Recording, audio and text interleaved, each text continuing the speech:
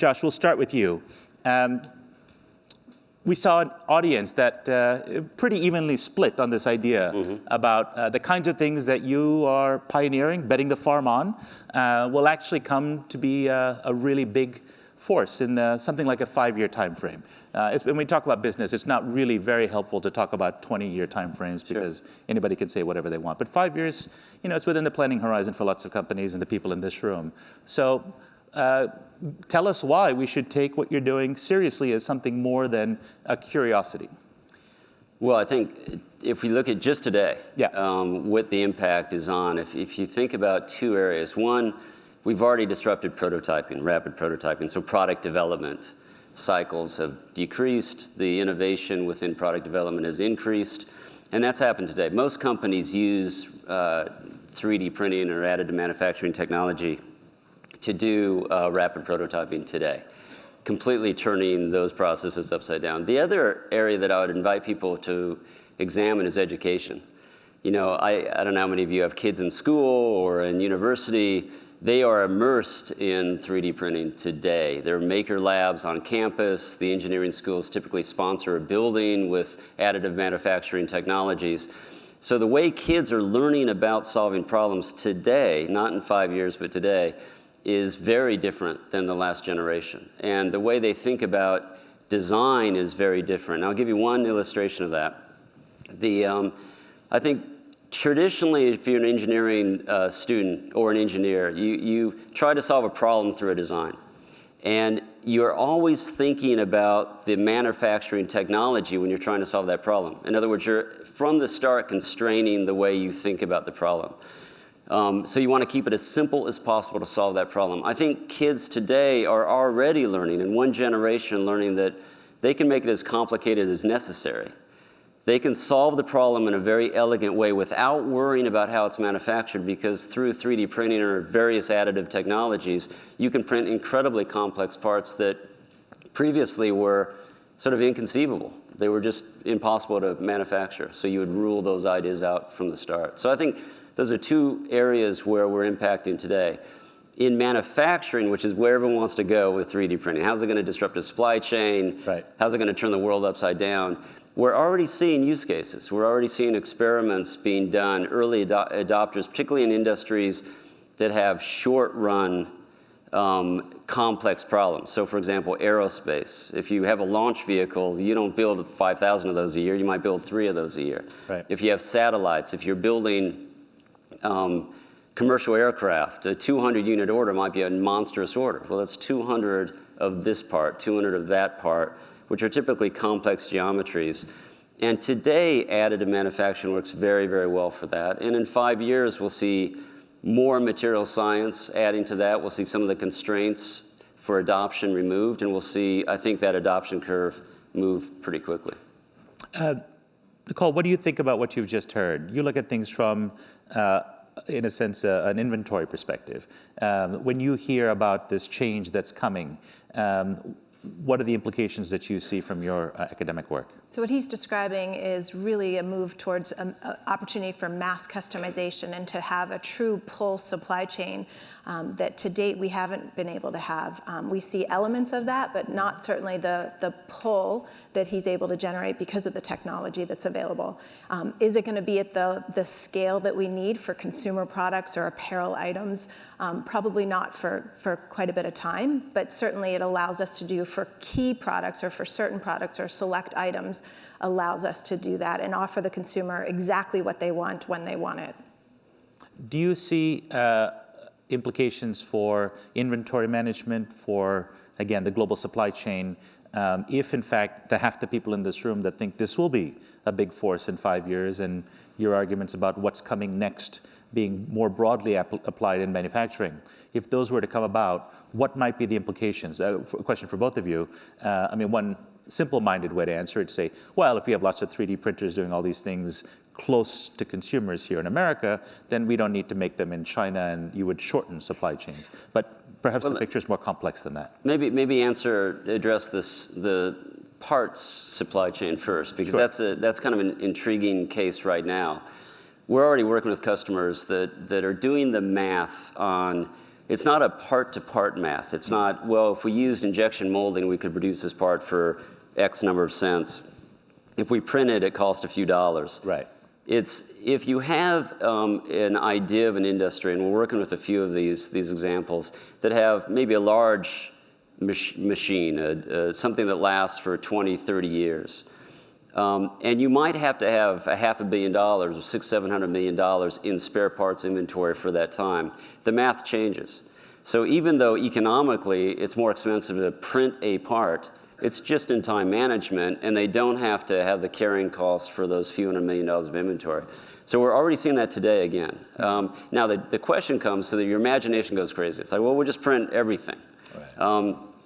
But we can't print everything. Right. So we have to print, we have to take those sort of tranches of parts. The reason you can't is because the plastics and the material, yeah, technically we're not able to. There's a constraint on material science. That's a primary constraint. Right. At this point. Now, we can print an ear. I think we all saw the news a couple of days ago. Why can't we print everything? Why can't we print everything? Yeah. And that's what, it's case studies like that, it's examples like that send your imagination crazy. And I think in the end, if we took a 20-year horizon, we're going to see everything turn upside down based on this. But right now, out of an inventory of maybe 200 spare parts, maybe we can legitimately print 100 of those. Right. And then we look at the economies, again, of tranches of parts. And so I think spare parts is, and aftermarkets, by the way, is another great example. Auto aftermarkets, is a colleague of mine gave me an example this morning of, there's a stroller, which I won't name, but it's a baby stroller, that the spare parts are extortionately expensive, let's say that. And so someone has figured out a little business model that they'll print all the parts. And the materials are there to print those parts. Right. And so you're seeing little aftermarkets crop up in various industries. But it's also these long lead time type of products and these long tails where you have all this extra inventory and inventory stuck in warehouses that if you could eliminate and reduce that inventory through printing it, you could actually reduce the overall inventory holdings and benefit, obviously, the customer. And you can keep those products in the life cycle longer, like you were talking about autos or some of the Caterpillar parts or aircraft, those types of things. Do either of you believe there's a real prospect that this technology and the wave of related technologies and business model changes will reverse the trend towards global supply chains and the real last 20 years story of globalization of American industry, so intimately linked with Asian manufacturing and historically lean manufacturing, just-in-time deliveries? Do you think events from Icelandic volcanoes that disrupted supply chains and tsunamis to now the enabling capabilities of some of the additive manufacturing technologies and being close to consumers so you can innovate a little more in touch with them, does that make for a compelling package of reshoring, let's say, as has been argued by some, that will shorten the supply chain? I think it's less about the 3D printing than it is about how people are rethinking supply chains in general. It used to be find the low-cost producer. Typically that was in Asia, and it was minimize my total costs. Now it's really about thinking about the value of responsiveness in a supply chain. So I now value speed to market. I worry about costs of understocking and overstocking, and that can be monetized now. So I compare sort of the cost to produce to the long lead time, right? So I might get cheaper production over here, but I'm incurring costs because it's a very long lead time, and forecasting over those long lead times tend to be really inaccurate. So I'm more likely to produce the wrong kind of stuff. So if we bring things closer to home, not everything, but some things closer to home, and be smart about what we bring closer to home to shorten our lead times, we can be far more responsive and mitigate what we call the market mediation costs, which are the costs of stockouts and markdowns. I think, yeah, those are great examples. I do think we mix up a little bit the discussion around offshoring. The impetus for offshoring was labor costs, primarily. And if we can bring things onshore through distributed manufacturing, and by the way, it's not just an onshore-offshore discussion, it's a globalized supply chain discussion. It's bringing hubs close to customers around the world. I think we have to decouple that, though, from a move of labor. because the jobs are going to change. So it'll create more jobs of a certain type everywhere, but it won't create those low-cost, labor-intensive sort of operations. We'll probably never onshore those again. Right. We'll antiquate those over time, which gets into a more complex, I think, question around where does labor go. I think that's been addressed in a couple of the earlier discussions. There are a couple examples now, and I'll maybe give you one of distributed manufacturing now. So if you take the dental market, dental labs in most countries have been fairly centralized. So whether it's bridges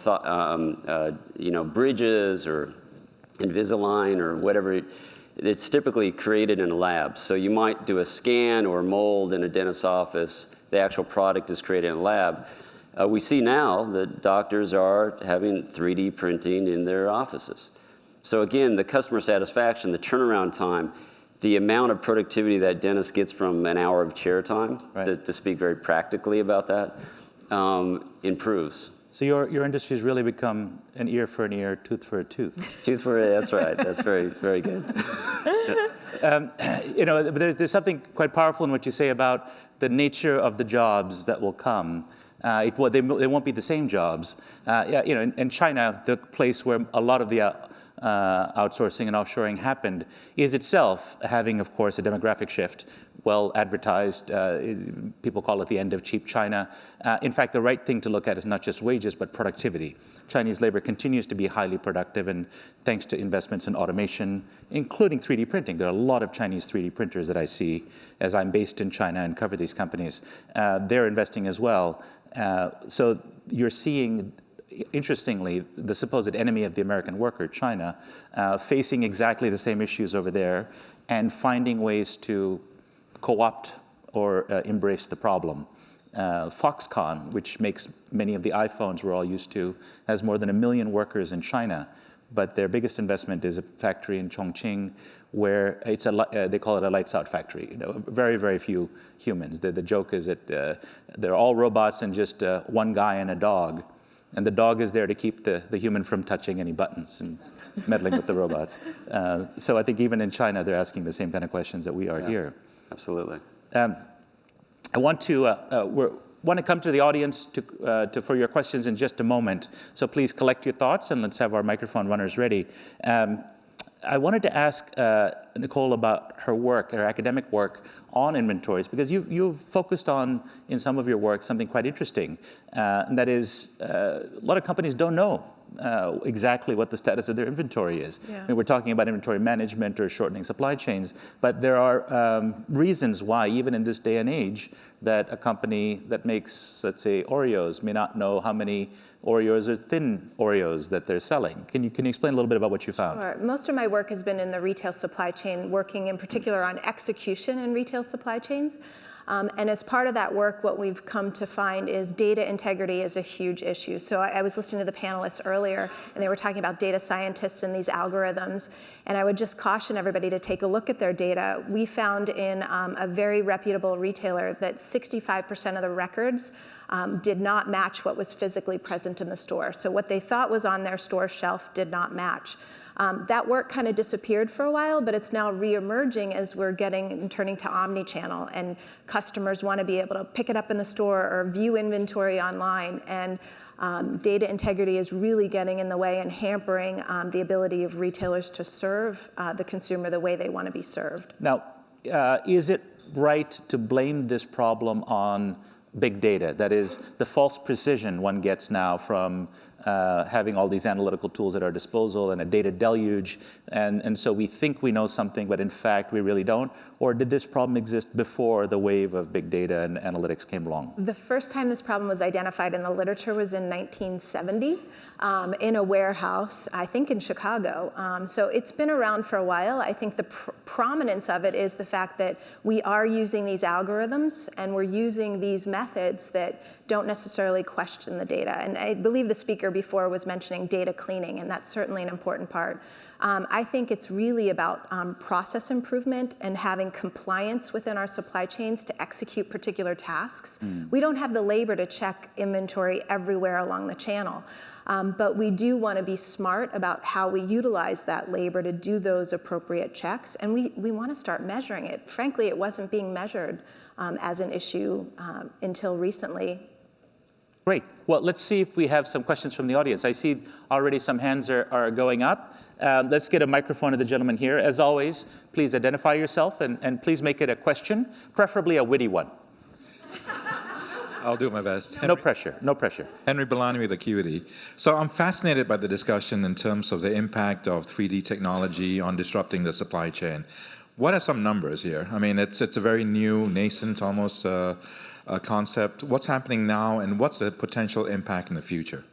So right now, there are, if you think about 3D printing and the impact in sort of 3 areas, and I won't spend much time describing this because it will bore everyone, and I don't want to do that. But no, you could never do that. The first one is prototyping, and I think the 3D printing it's not at all a saturated market, but it's a maturing market. Most people are familiar with it, and the penetration is quite high. The second one that we see a lot of innovation, and it's not a very sexy area typically, is around production tooling. So how do I make the manufacturing floor more productive, safer? How do I allow certain components to be built in a better way? And so the whole field of production engineering is becoming actually sort of revitalized. You know, how do I do that? And we see examples where on the manufacturing floor that you might have a fixture or a jig that fits a certain car component. And that might weigh a couple hundred pounds, and it demands 2 people to operate it. But we can print that, and it's 5 pounds. And so we see these huge gains, and if it doesn't work, we print it the next day, and we change the grip handle size. And so it's allowing a flexibility that legacy technologies just didn't have. We see the adoption in production tooling happening pretty quickly. Literally quarter on quarter on quarter, we see the penetration in that area. And it's a multi-billion-dollar market. We see that changing. The last one, which everyone gets excited about, is end-use parts, production parts. There's only dabbling really going on now, I would say. There are some really exciting case studies, some use cases and applications. Again, mostly in those industries that do have complex problems to solve in very short runs. So aerospace, space, medical. You know, we see already it's fairly commonplace that before you do a complex surgery, you create a 3-dimensional printed model so you can, you know, if someone's in a terrible accident when they need to rebuild their face, this is the way. Where do we put that cut? How do these pieces fit together? They can literally rehearse the surgery. The same is true with vascular surgery. There's a lot done there. In removing a tumor from the brain, they can literally print the skull with a different texture for the skin, for the skull, and they can design drill guides for that specific surgery and print every component of it. So the impact's already huge. The constraint in saying this is going to be 5% of production parts produced in 5 years or 10 years is material science.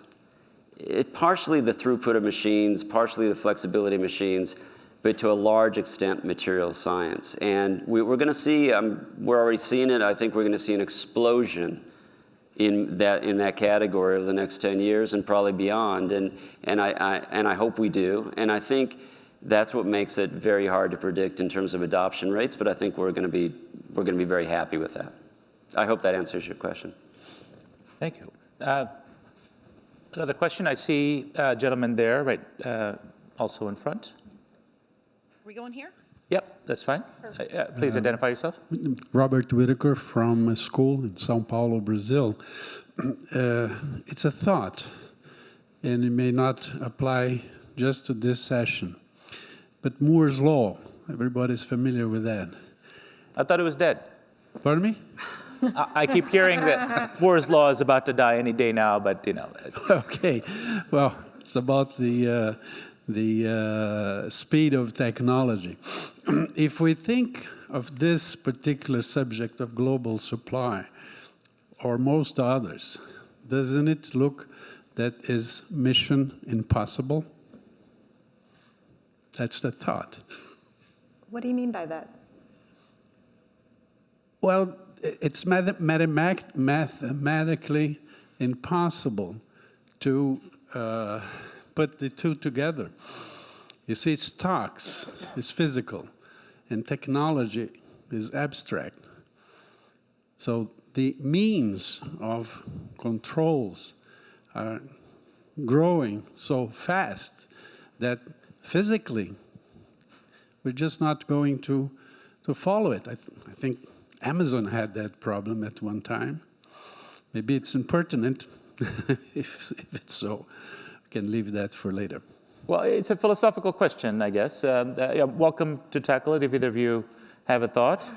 I'm going to leave that to Nicole. Yeah, Yeah. no, I don't have anything. I mean, it does come to mind, there's a certain uncertainty principle we can apply to it. So maybe, if you're running a company in this age of rapid change, you can only either know the direction of change of your inventories or a snapshot in time of what you thought they were, but not both. Maybe there's something in what you're saying, sir, but...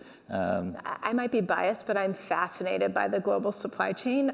I think we don't have any idea the complexity of what it takes to get a product from point A to point B, to get it through the ports, how many people touch it, all the different incentive designs that are opposing each other to actually get the product here, and we buy it off the shelf for $8, right? I think if you delve and shine a spotlight onto the inbound global supply chain, there's so many opportunities for us to improve the efficiencies, and I think it's a really fascinating element of global business. Question from the floor? Is there anybody in the back? It's very hard to see with this bright light. I see a gentleman in the back, and we'll come back to the front. Rob Olson, I'm with Procter & Gamble. If you'd hold the microphone closer to your mouth, sir. Oh, okay. Thank you. Better? Yep. Okay. Rob Olson with Procter & Gamble. Also, I'm up at Northwestern as an innovator in residence right now. However, okay, two quick comments and then a question that Very quick. The feedback. We want your question. Okay. I agree totally with the customization on the production floor, and I think there's a twist on that you might consider, which is there are certain parts on the production floor that are hard to change over, that allow you to customize the output more readily, and I think that will be the next step on the production floor. In terms of end-use parts, we see a kind of a nice synergy between these custom manufactured devices with 3D printing and other technologies and what we produce in mass, which is largely the formulations or the assemblies. And so we think there's a great synergy there. I'd love to hear the speakers comment on whether they see a similar synergy. And if not, why not? Well, I think if I understand your comment correctly, I think where this is all heading is, I think, what you described, which is that it's not, additive technologies or 3D are not going to displace everything else. They're going to become a component. They're going to be disruptive, but they're going to become a component of a hybrid manufacturing line, which will allow both customization and sort of a legacy sort of commonality. And I think that's what we're going to see in a number of years. And there are already companies working on hybrid robotics with 3D printing, for example. Maybe hybrid CNC with 3D printing. And I think we're going to see more complex control, automated control of that manufacturing process, which allows customization, which connects to the end user for customization. That's where the breakthrough, and I agree, incredibly complex workflows, incredibly complex data management, but we're going to see that over time. Let's come to the front. We have a gentleman waiting here. Thank you for your patience. We'll just have a microphone to you in a moment. Thank you. Rafael Salmi, Aero Electronics, and that's a question for Nicole. In the electronic industry or the automotive industry, there is a lot of inefficiencies in the supply chain. A lot of parts are manufactured in a region, shipped to another region, and back to the region. What's your thought? What is the disruptive innovation that is improving the processes and reducing costs of manufacturing? Yeah, so I'm not an expert in the auto, so mine is more on apparel, but I think that there are opportunities for us to think about modular product design, some of which could be done and manufactured in different ways, but the modular design is really a way to allow us to produce differently about these types of products, but I think the auto industry is already doing it, right? So I'm not sure what's been the obstacle in auto to make it inefficient, as you say, and I don't even know that it is inefficient. I just know that there's a lot of movement of goods. There's a lot of stale inventory in automobiles, and I think if we could shrink the lead times for a lot of these products and the product life cycles, that would allow us to produce closer to end consumer demand, so then we're not reliant on these really poor forecasts over time. We just have a minute left. Any last quick question? We had a quick hand here. Let's see if we can get a lightning round in, and we'll have a quick answer. Great. So Jason Williams with the Centric Innovation Network down in Indianapolis. And I guess, Nicole, I'm going to pick on you again with this one. Specifically, you talked about the kind of that data integrity or the lack of, in the retail sector and that supply chain. I guess I've my career very much in consumer products in the retail, seeing a lot of activity in, even tying back to earlier conversations about the sharing network, the crowdsourcing. So a number of services, a field agent, a gig walk of how do we crowdsource eyes and ears into stores, Yep. Scanning receipts, whatever that looks like. Is that kind of pocket industry, is that having an impact? I guess, what are you seeing there from the retailer side of it? So I don't see it a lot in the US, but in Europe, in England, a lot of that's taking place. There's discussions in the US about sort of the crowdsourcing, and I'm assuming you're talking about consumers going into the store, and if a product's not available, they can get on an app and say, this product from P&G isn't available, I wanted to buy it. And then that's good information that the retailers can use about their product availability status. The question is what incentives do we provide the consumer to do that, right? So I don't want 100,000 consumers coming in and hiding inventory so that they can get some coupon or a reduction in their cost. So I don't know, I don't think people have figured out the right incentives yet, but there are opportunities, and I think there's still opportunities for that to happen more in the US. Yep. Great, thank you. Thank you for some great questions. We've just run out of time, so maybe you can join me in giving a nice round of applause to our panelists. Thank you. Thank you.